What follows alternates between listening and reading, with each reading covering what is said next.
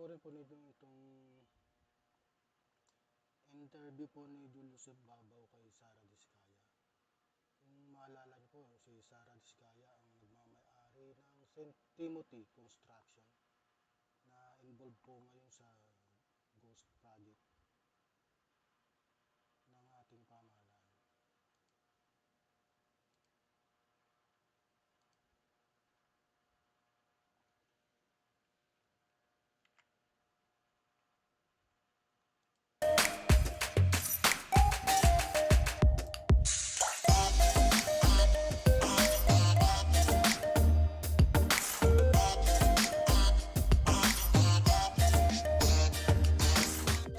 Ngayong araw na ito ay matutunghayan niyo po ang inspiring na kwento ni na Kuya Curly at Ate Sara.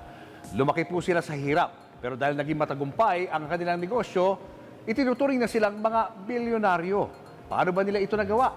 Mapapanood niyo po mamaya yan. Pero bago yan, subscribe muna kayo sa aking channel at kay Christine Babaw's channel. Gano'ng karaming kotse meron kayo?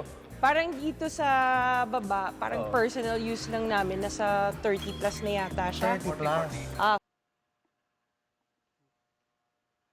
30 plus po yung kanyang kotse. Ano? Ang dami po niyan, puro high-end. Compact lang din siya. Tapos yung color kasi, ang ganda, gusto ko red. Nagmamaneho ka rin? Marunong ako mag-drive, left, right. Hindi ako marunong mag-park. Yun. Okay. So, yung sa likod, Ito po si Sara Diskaya. Ano? Yan po. yung Suburban, Sa'yo. dito na yan, local ko na nabilit yan. Local na lang. Oo, si Suburban. Tsaka si Wow, ganda. Alphard. Oo. Ganda naman ito. Oo. So, mahilig kami sa mga malalaking kotse Oo nga kasi eh. para kasya kami. Tsaka yung mga anak ko kasi malalaki. So, here naman, mga pick-up tong dalawang to. Natuwa naman kasi ako sa kanyang lalaki niya eh. So, ito yung Dodge Ram. And then, the Tundra na Toyota. Sobrang comfortable. Ang ganda ng suspension nito. Imported din to, no? Yes. Parang walang ganito dito, no? Pilipinas. And the color red itself kasi bihira yung red na color nito. Nice. And then, the Toyota Sequoia. This is the At kung maalala niyo po, ito po yung laban ni Vico Soto sa pagka-mayor sa Pasig. TRD Pro. So, more sports, tapos ito yung capstone, yung high-end niya. High-end version. And then, ito sa mga unang sasakyan na na-purchase namin, yung X5, tsaka yung F-Pace. F-Pace na Jaguar. Jaguar. Naman to. Yes. O, mga unang sasakyan namin to. Anong pinakalagi niyo nagagamit ng sasakyan? Yung Rolls. Dito tayo, dito. Dito Ay, dito pala.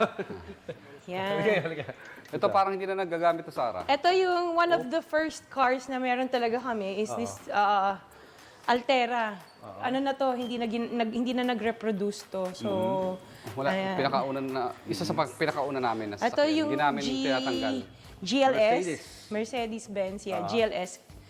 One of the S-Class series ng Benz. SUV din siya, hanggang likod, 3 row siya. And then the Volvo XC90. Ito yung gustong-gusto ko na dati na unang bilhin. Nung nabili na namin siya, hindi ko na ginagamit. Ang anak ko, ewan ko, anak ko gumagamit nito. At least gagamit na rin pala. Yes. Kahit paano, no? Yes. Napakaswerte naman ng mga anak nyo. Oo. And this is one of the most expensive purchases na kotse noon. Nabili namin. This is the autobiography Range Rover. Range Rover. Oo. So, pinakamahal to noon nung wala pa yung mga nandun sa harap. Mga anong taon yan?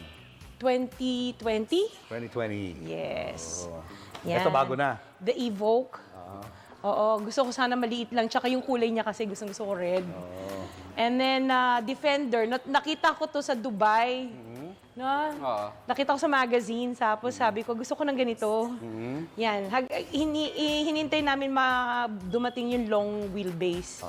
Kasi 3 row siya. Usually yung Defender niya is the small compact one. Yes, ito yung mas malaking version. Yes. Oo, para kasya kaming Land Rover. lahat. And then we have yung LM, yung Lexus na kakambal niya si Alphard.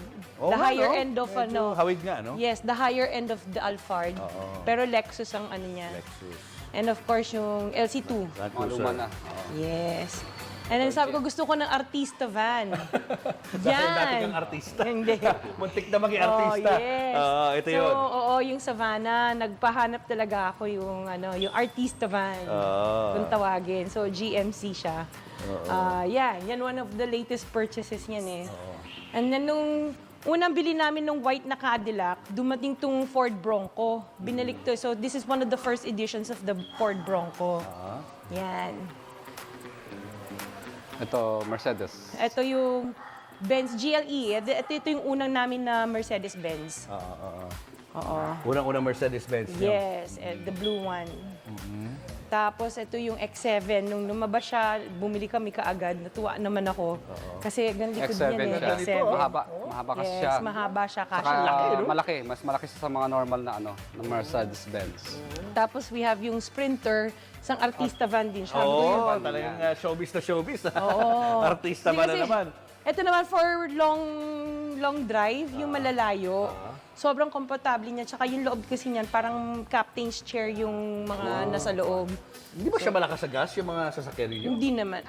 Hindi naman. Puro mga mga lalaki eh, di ba? Hindi na namin maramdaman kasi paiba-iba nga ng sasakyan kaya hindi namin alam kung gaano kalakas kumonsumo. Ito naman, the Gladiator. This is my son's car birthday gift namin sa kanya to. Wow. So, pinalagyan niya ng kung ano accessories eh. Ito, This Porsche. is the Porsche, yes, Cayenne. Oo. Sabi namin, gusto namin makaano ng medyo parang sport. Ibang klase, no? Ang dami ng kotse. Hindi kayang bilhin to pag hindi ka, pag wala akong pera talaga. Pero hindi namin nagagamit. And then we have the Maserati. Maserati. Yes. So, nung lumabas siya, bumili kami ng Maserati, itong model na to. Hindi rin siya nagagamit. Anak ko rin ang gumagamit. Grabe. Ito, this is one of talagang gamit na gamit namin to. This is the G63. Matte finish eh. So, very rare yung ganitong kulay. Tuwan-tuwa ako. Madaming nagkakagusto nito eh. And then yung Benz na Avantgarde. Kasabay ito nung kulay blue na Benz. One of the first maganda siya kasi may table sa loob. So pag hinatid yung mga bata or sundo, yung isa lalo yung panganay ko na nasa Mapua, yan ang ginagamit niya kasi pwede siya mag sulat or gawa ng homework table habang na nasa isa, loob. no? Sa Yes. Oo. Itong dalawang moon buggy, dadali namin sa farm namin to sa Batangas pag nagawa na. And then we have the Bentley. Wow. Yes. Look at this. Ito yung Ganda. Bentley. Itong binili ko to kasi kaya nagustuhan ko to. May wine glass din sa loob. May Nilalagyan ng decanter. wine. Yes. Sosyal. Pero hindi naman namin nagagamit. So ito, ang inside niya naman red and black. Ang ganda interior, rin, yes. O yan. Oh. So ito, sorry. Oo. Ayan. Nice. Yan. Very sporty ang loob. Yes. Ay, sorry. So, ito yung... Bakit di mo-open yung ilaw? Yan. Tapos lumalabas sa sahig yung logo niya. Oo nga, no? Astig, oh. May logo ng Bentley. Oh. Pag ano, so para may projector siya. Oh. Yes. Ipo-project siya ng logo sa floor. Yan, Ayun. ito Oh naman, my kaya siya na gosh, may look at ano that. siya dito. Actually, champagne glass, nagkamali ako. So, yan. Champagne. Yan, pwede siya dyan. Tapos may champagne holder dito. Tapos pwede mo siya ilagay dito kasi nag-chill. So, sabay chiller din siya. So, pag Kasi ano, champagne dyan. yan, armrest lang siya pag ano. Sosyal, no? Pag on a normal day. Oo. Para kang nasa first class na aeroplano. Yan. So, pwede siyang ibalik. Yan, isa sa mga reasons. Pag may kakaiba, yun yung... Oh, yun naman nag-attract yun sa'yo, gusto- no? Yes. Yung unique, no? Oo. Yan. Galing. And then we have the Maybach. Mercedes-Benz Maybach. Yung SUV version ng kinuha namin. Multicolor niya, ganda, oh. Yes. Ayun. Ano siya, two-tone. Oo. So, ito, maganda din to. And then, of course, yung latest... Your favorite. Yes, our favorite is the Rolls. Rolls Royce. Yes, the Kulinan. Rolls Oh. Royce. This is the Cullinan. So, yung Kulinan, SUV siya ng Rolls-Royce. Pero, ang kaya lang iupo nito sa likod, 3. And kaya ako ito Ang liit binili. lang sa loob. Malaki-malaki siya. Oo. Kasi parang... For comfort siya eh. Ibig sabihin malawak Yes. yung kikilusan mo. Upuan, no? Malaki. Yes.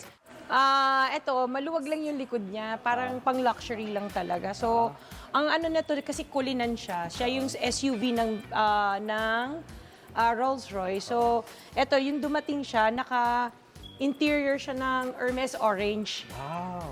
Oo. Ganda So, yan sa yung loob, kulay oh. ng Hermes. Tapos may skylight siya sa taas. Parang may mga stars. Yes.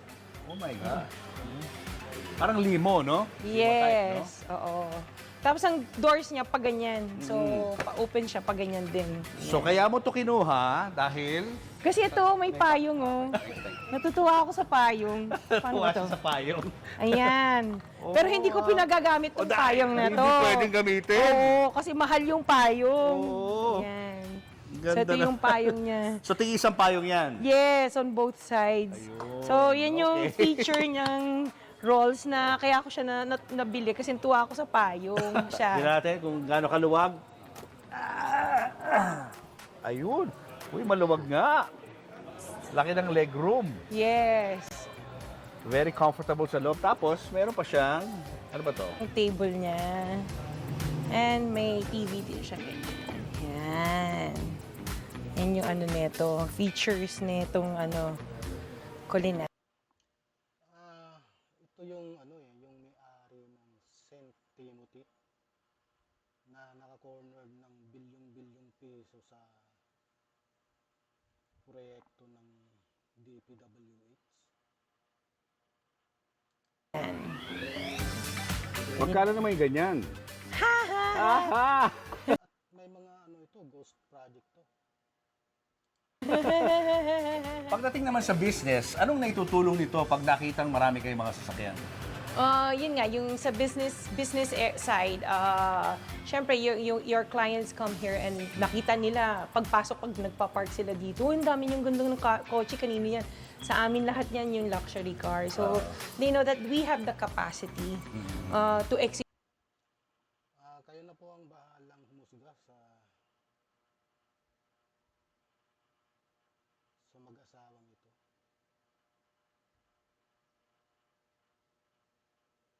Pinakita ko lang po ang video na to dahil ito po yung in-invite sa Senate Blue Ribbon Committee hearing pero hindi po sila nag-appear.